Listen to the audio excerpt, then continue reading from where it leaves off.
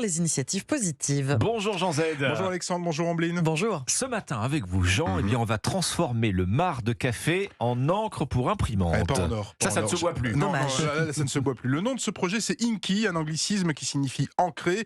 Inky qui a imaginé un procédé qui consiste effectivement à recycler le marc de café en une encre biosourcée pour cartouche d'encre. Alors, je pense que les auditeurs le savent déjà, hein, l'encre pour imprimante est l'un des liquides les plus chers de la planète, avec une moyenne de 2000 € le litre. 2000 € le Soit litre. le prix d'une bouteille de Pétrus 2018, tout de au moins, même. au Voilà, moins. Quand même. pas pour le même usage, on l'a bien compris, mais enfin, tout de même. Une encre pourtant composée non pas de raisin, mais d'hydrocarbures. Inky, c'est sa conceptrice Mounia Krib qui le dit, serait la première cartouche d'encre pour imprimante éco-responsable et à un prix plus accessible que ceux pratiqués actuellement par les grandes marques du secteur. Jean, expliquez-nous cette innovation. L'idée lui est venue lors d'un voyage universitaire à Montréal, Canada, dans un bar. Mounia Krib ne peut s'empêcher de remarquer que tout le marc de café jeté à la poubelle à un rythme effréné à l'heure de pointe. Et elle part alors en quête de donner à ce marc de café une seconde vie. Alors beaucoup le savent, ou utilisent déjà le marc de café comme dégraissant ou désodorisant, pour les canalisations par exemple, mais aussi pour le compost ou comme fertilisant.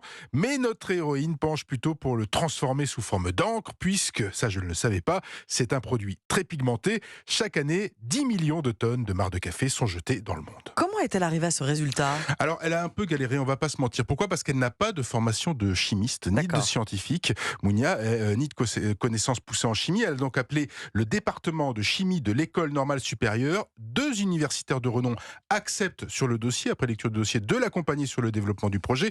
La recherche, elle se fait à la maison. Après quelques ratés, la première formule d'encre à partir de marc de café voit le jour. Une formule quasi magique qu'elle arrive à reproduire en laboratoire de manière scientifique. Et puis, dernière étape, pas la plus simple, le business plan et la recherche du premier financement qu'elle a obtenu afin de passer au stade des essais grand public. Voilà, tout le secret d'Inky, c'est d'utiliser le pouvoir colorant du marc de café, de le mélanger à d'autres composants durables afin de verdir, on va dire, la formule. On arrive à 95%, on va dire, de cette encre qui est issue de produits naturels, c'est pas mal. En ce moment, Inky travaille encore, peaufine cette formule et la protège avec des brevets avant une mise sur le marché dans quelques années. Et votre feuille imprimée là, elle sent le café Non, plutôt hydrocarbures. Là, je penche plutôt sur le kérosène ce matin.